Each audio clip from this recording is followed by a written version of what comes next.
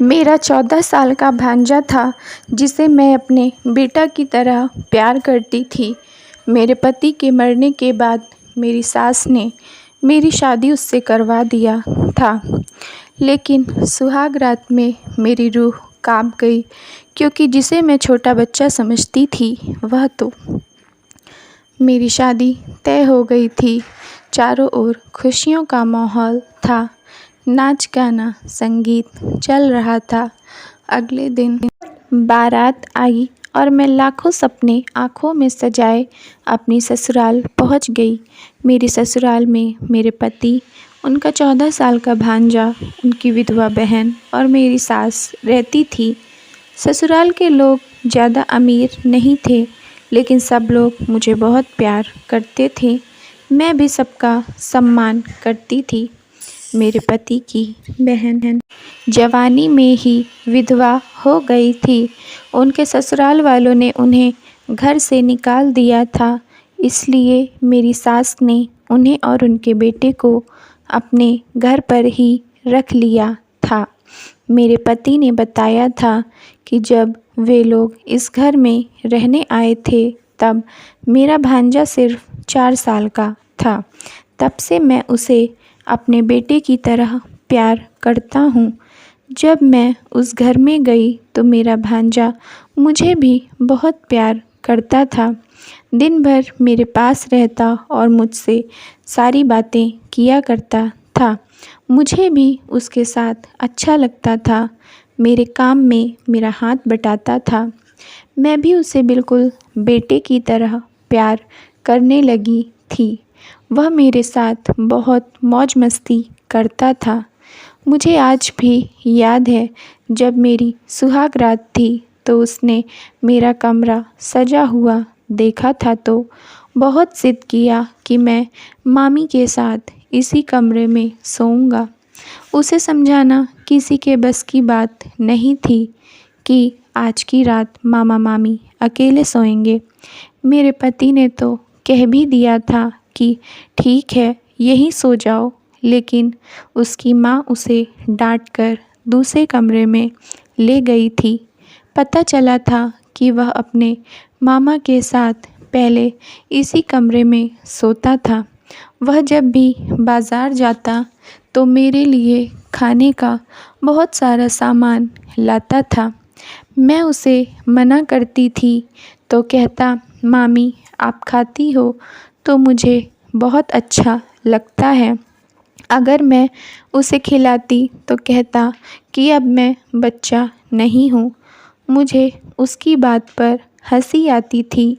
मेरी शादी के 1 साल हो गए थे।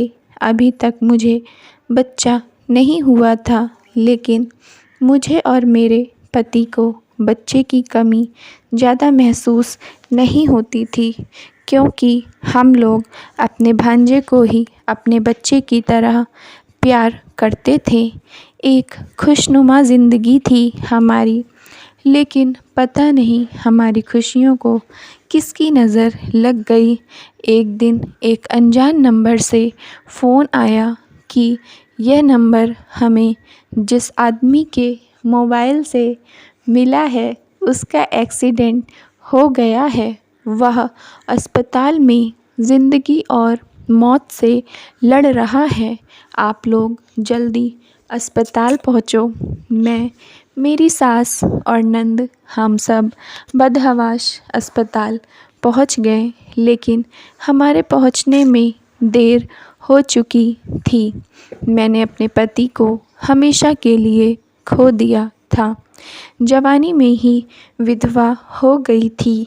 यह सदमा हम सब के लिए बर्दाश्त करना मुश्किल था। हमने उनका अंतिम संस्कार कर दिया। लगभग 1 महीने बाद मेरे मम्मी पापा मुझे लेने आए। मेरी सास को मम्मी पापा का यहाँ आना पसंद नहीं आया। मम्मी ने कहा, आप मेरी बेटी को मेरे साथ घर भेज दीजिए। दामाद जी तो इस दुनिया में रहे नहीं। मेरी बेटी का जीवन कैसे कटेगा? उसके बच्चे भी नहीं हैं। हम उसकी दूसरी शादी करना चाहते हैं। मेरी सास ने उन्हें डांटकर चिल्लाकर घर से भगा दिया। मैंने अपनी सास का असली रूप देखा, वह तो बहुत खतरनाक थी। अगर मैं दूसरी शादी नहीं करूँगी तो मुझे मेरे पति की नौकरी मिल जाएगी। मेरी सास चाहती थी कि मैं अपने पति की नौकरी करूं, क्योंकि मेरे घर में सिर्फ मेरे पति कमाते थे, जिससे पूरा घर खर्च चलता था। उनके मरने के बाद उनकी नौकरी की हकदार सिर्फ मैं थी। अगर मैं नौकरी नहीं करूँगी तो घर खर्च नहीं चलेगा, इसलिए मैंने नौकरी कर लिया। मेरी सास मुझसे कहती थी कि बहू, तेरी शादी मैं कर दूँगी, तू चिंता मत कर। किसी को अपनी शादी के बारे में नहीं बताना तो नौकरी भी करती रहेगी, किसी को पता नहीं चलेगा। मेरी सास ने कहा, हमारे घर में सिर्फ एक ही मर्द है, इसलिए तुझे उससे शादी करना पड़ेगा। मैंने पूछा, लेकिन हमारे घर में तो कोई भी मर्द नहीं है। तो मेरी सास ने कहा, तेरा भांजा है, तुझे उससे शादी करना पड़ेगा। मैंने सोचा कि मेरी सास मजाक कर रही है, क्योंकि मेरा भांजा अभी बच्चा था। मैंने उनकी बातों को गंभीरता से नहीं लिया। फिर एक दिन मैंने अपनी सास और नंद की बातें सुन लिया, जिससे मेरे दिमाग को झटका लगा। मुझे उनकी बातों पर यकीन नहीं हो रहा था। क्या वे दोनों पागल हो गई हैं? वे आपस में बातें कर रही थीं कि इस औरत को इस घर में रोकने का सिर्फ एक ही तरीका है कि इसकी शादी इसके भांजे से कर दिया जाए। शादी होने के बाद ये कहीं नहीं जा पाएगी, किसी बाहरी को नहीं पता चलेगा, चुपके से शादी कर देंगे, घर की बात घर पर ही रहेगी और यह नौकरी भी करती रहेगी, जिससे घर खर्च आसानी से चलेगा। मुझे उनकी बात सुनकर बहुत गुस्सा आ रहा था, लेकिन कुछ समझ नहीं आ रहा था क्या करूं, क्योंकि मैं वाकई इस घर को छोड़कर नहीं जाना चाहती थी। इस घर से मेरे पति की यादें जुड़ी थीं और मेरे पति के मरने के बाद मेरी सास के प्रति कुछ कर्तव्य थे। मैं अपने कर्तव्य पूरा करना चाहती थी। अगर मैं नौकरी नहीं करूँगी तो वह लोग बहुत परेशानी में आ जाते। इसलिए जब मेरी सास ने अगली बार मुझसे कहा कि अपने भांजे से शादी कर लो, तो मैंने हाँ कह दिया। मैं जानती थी कि वह बच्चा है, शादी से कोई फ़र्क नहीं पड़ेगा। मैंने गुड्डा गुड़िया का खेल समझकर अपने भांजे से शादी कर लिया। ये शादी चुपके से हुई थी, कोई नहीं आया था, मंदिर में हुई थी। मेरे मम्मी पापा तक को मेरी शादी की खबर नहीं थी। शादी के बाद हम लोग घर आ गए। मेरी नंद ने मेरा सुहाग रात का कमरा सजा दिया। तब मैंने उनसे हंसते हुए पूछा, आपने सुहाग रात का कमरा क्यों सजा दिया? इन सब की क्या ज़रूरत है? क्या आप नहीं जानती मेरी शादी एक छोटे बच्चे से हुई है? मेरी नंद ने कहा कि यह तो रस्म है, शादी हुई है तो सुहाग रात की सेज तो ज़रूर सजेगी। मैं कमरे में जाकर अपने दुल्हन वाले कपड़े उतार रही थी, तभी मेरा भांजा कमरे के अंदर आ गया। उसे देखकर मैं शर्मा गई और कपड़ों से अपना जिस्म ढकने लगी, लेकिन इसके बाद जो उसने किया वह काफ़ी दर्दनाक था। वह मेरे जिस्म से कपड़े हटाते हुए कह रहा था कि मुझसे कैसी शर्म, मैं तो तुम्हारा पति हूँ। उसकी बातें सुनकर मैं पूरी तरह हिल गई। वह बोला, तुम बहुत खूबसूरत हो। जब शादी के पहले दिन तुम मामा की दुल्हन बनकर इस घर में आई थी, तब से ही मेरा दिल तुम पर आ गया था। मैं उसी वक्त तुम्हारे साथ सोना चाहता था। तुम्हें याद भी होगा कि मैंने तुम्हारे साथ तुम्हारे कमरे में सोने की ज़िद किया था, लेकिन सबने मुझे मना कर दिया था। उसी वक्त से तुम्हें पाने का अंदर जुनून चढ़ गया था। मैं अक्सर चोरी छुपे तुम्हारी खूबसूरती निहारता रहता था। मुझे तुम्हारे पास रहना अच्छा लगता था। कभी मैं तुम्हें बाथरूम में नहाते देखता और कभी कमरे में कपड़े बदलते देखता था, जिससे मेरे तन बदन में आग लग जाती थी। मुझे मामा से जलन महसूस होती थी। मैं किसी भी कीमत में तुम्हें पाना चाहता था, लेकिन मामा के होते हुए यह सब मुमकिन नहीं था।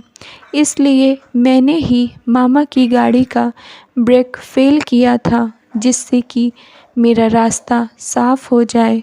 इसीलिए मेरी कोशिश रहती थी कि मैं मामा के साथ ही सोऊं, क्योंकि मैं नहीं चाहता था कि मामा तुम्हारे करीब आएं। जब वह तुम्हें छूते थे तो मुझे बहुत गुस्सा आता था। उसकी एक के बाद एक बातों से मेरी रूह काँप रही थी। मैं चाहता था कि तुम ज़िंदगी भर सिर्फ़ मेरी बनकर रहो, और आज मैं बहुत खुश हूँ। मैंने तुम्हें पा लिया। पूरी ज़िंदगी के लिए तुम मेरी हो गई हो। अब तुम्हें मुझसे कोई नहीं छीन सकता है। मैं जिसे बच्चा समझ रही थी, वह तो एक अपराधी निकला। अपनी मामी को पाने के लिए उसने अपने मामा को मार दिया था। मैंने हमेशा उसे अपने बेटे की तरह प्यार किया था, लेकिन आज मुझे उससे बहुत नफ़रत हो रही थी। मैंने कहा कि तुम इतने गिरे हुए निकलोगे, मैंने कभी सपने में भी नहीं सोचा था। तुम्हारे मामा तुम्हें अपने बेटे की तरह प्यार करते थे और तुमने उनकी ही जान ले लिया। ऐसी नीच हरकत करते तुम्हें शर्म नहीं आई? मैं तुम्हें इसकी सज़ा दिलवा कर रहूँगी। उसने मुझे पकड़ लिया और कहा कि तुम्हारे पास सबूत क्या है कि मैंने ये सब किया है। तभी दरवाज़ा खुलने की आवाज़ आई। मेरी सास के हाथ में रिकॉर्डर था, जिसमें उसकी सारी बातें रिकॉर्ड हो गई थी। मेरी नंद ने अपने बेटे को थप्पड़ लगाया और कहा, ये है सबूत। वह बोली, मुझे अपने बेटे पर पहले दिन से ही शक हो गया था, जब वह तुम्हारी सुहाग रात में तुम्हारे साथ सोने की ज़िद कर रहा था। उसके बाद मैंने कई बार इसे छुप छुप कर तुम्हें देखते हुए देखा। मैंने इसे मना किया तो मेरी बात नहीं सुनता था। हद तो तब हो गई जब इसने अपने मामा के मरने के दूसरे दिन ही मुझसे कहा कि मैं मामी से शादी करना चाहता हूँ। उसकी बातों से मेरे कदमों तले ज़मीन निकल गई थी। तब मैंने इसे थप्पड़ लगाया था कि ये सब पाप की बातें क्यों कर रहा है, लेकिन यह सब माँ ने सुन लिया था। फिर मैंने और माँ ने मिलकर प्लान बनाया, इसकी शादी तुमसे करवाई। इसके मन में पाप तो बहुत भरा था, लेकिन यह अपराधी भी निकलेगा, हम नहीं जानते थे। घिन आती है मुझे इसे अपना बेटा कहने में। ये सब करने से पहले इसने अपनी विधवा माँ के बारे में भी नहीं सोचा। जिस भाई ने मुझे मेरे बुरे समय में सहारा दिया, उसे ही मार दिया। मेरी सास ने पुलिस को फ़ोन कर दिया था। पुलिस आकर उसे ले गई। बाल अधिनियम कानून के अंतर्गत उसे सज़ा हो गई। Thank you friends. अगर आप लोग को स्टोरी पसंद आई हो तो प्लीज़ लाइक कर दीजिए और चैनल को सब्सक्राइब कर लीजिए।